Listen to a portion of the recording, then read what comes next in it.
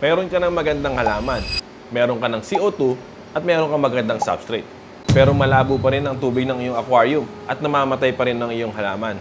Alam mo bang filter mo ang may problema? Tara, pag-usapan natin. Hi guys, this is Dale and today pag-uusapan natin ang tamang filter para sa iyong planted tank aquarium. Ito ang madalas na tinatanong sa amin. Sir Dale, ano bang filter ang dapat namin gamitin para sa aming planted aquarium? At ang sagot naman dito ng karamihan, pwede kahit anong filter. Para sa totoo lang, mali ito dahil hindi lahat ng filter ay angkop para sa planted tank. Dahil ang maling filter setup ay pwedeng sirain ang CO2 mo o patayin ang mga halaman mo. Bakit nga ba kailangan ang filter sa planted aquarium?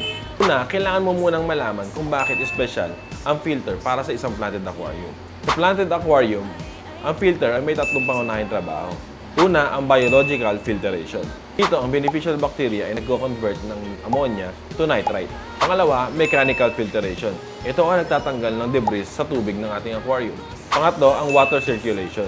Ito ang nag-distribute ng nutrients, CO2 at oxygen sa buong tank. Laging tandaan, ang sobrang water agitation or sobrang surface movement, pinapa-off gas nito ang CO2 sa tubig mo. Sayang ang bili mo sa CO2 setup. Pag-usapan naman natin ang mga uri ng filter, pros and cons nito. Una, ang canister filter. Ang canister filter ang pinaka-nire-recommend namin pagdating sa planted tank. Ang canister filter ay walang surface agitation, malaki ang kanyang filter capacity, adjustable ang kanyang flow rate, at higit sa lahat, tahimik. Ang disadvantage niya ay mas mahal siya at mas komplikado siyang i-setup. Pero kung seryoso ka sa planted tank mo, ito ang magandang investment. Pangalawa, ang hang-on-back filter. Ang hang-on-back filter ay pwede sa planted tank, pero meron siyang disadvantage. Dahil ang hang-on-back filter ay binabagsak nito ang tubig sa surface, nagkikreate ito ng agitation, at dahil dito, nag-off gas ang ating CO2. Ang solution dito ay bawasan ng flow rate o taasan natin ng tubig para hindi masyadong mataas ang bagsak ng tubig. Ang disadvantage naman ng hang-on-back filter ay visible siya sa tank. So minsan, nakakasira siya ng ganda nito. Pangatlo, ang sponge filter. Ang sponge filter ay maganda para sa mga low-tech planted tank. Walang CO2 injection. Ito ay mura at madaling i-maintain, maganda ang kanyang biological filter, at safe para sa maliliit na isda at shrimp.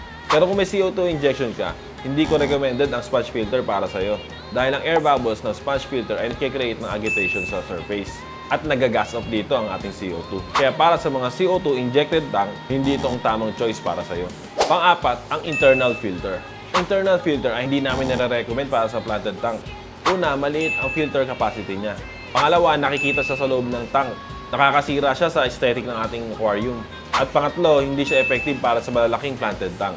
Kaya para sa mga planted tank aquascape, i-skip mo ang filter na to. At ngayon, natutunan natin kung ano ang dapat na filter para sa iyong planted tank. At kung nakatulong sa iyo ang video namin, i-share mo to para makatulong din sa iba. At kung naghahanap ka ng filter para sa iyong planted tank, message mo lang kami. Yun lang guys, salamat!